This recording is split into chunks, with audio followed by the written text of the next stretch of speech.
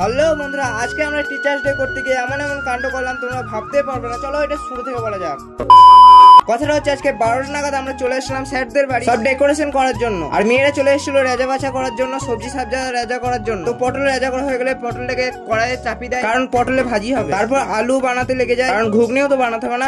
ওইগুলো হয়ে গেলে ওরা লুচি করার জন্য আটা ভিজাতে লেগে যায়। আর আমরা এদিকে আমাদের ওপরে ছাদের কাজটা কমপ্লিট হয়ে যায়, আমরা বেলুন ফুলাতে লেগে যাই। আর এবারে আমাদের একটু ধামাকাদার প্ল্যানিং আছে। তো মেয়েদের আটা ভিজানো হয়ে গেলে দেখতে পাচ্ছ ময়ন দিয়ে সব লুচি বেলতে লেগে পড়েছে। এরা তাড়াতাড়ি করে লুচিগুলো বেলে বেলে দিচ্ছে, আর ওইদিকে লুচি ছাকা হচ্ছে। তো ওদের ওই কাজটা দেখে আমরা চলে আসি ছাদে, কারণ বেলুনগুলো ফিটিং। তো বেলুনগুলো ফিটিং করার পর কেমন লাগছে একটু কমেন্ট বক্সে বলে যাবে। তো টাইম হয়ে গেছে সন্ধে। এবার সব বাচ্চারা আরে যারা যারা করেছে সব চলে আসছে। তো সবাইকে ছাদে উঠিয়ে নিলাম। দেখতে পাচ্ছ কত বাচ্চা ছেলে আরে সবাই করেছে, কতজন আছে। তো সবাই চলে আসে, কিছুক্ষণ পরই আমাদের স্যারও চলে আসে। স্যার তারপর আমাদের গিফটটাও নিয়ে চলে আসি। আমরা স্যারকে কি গিফট দিলাম একটু দেখে নাও।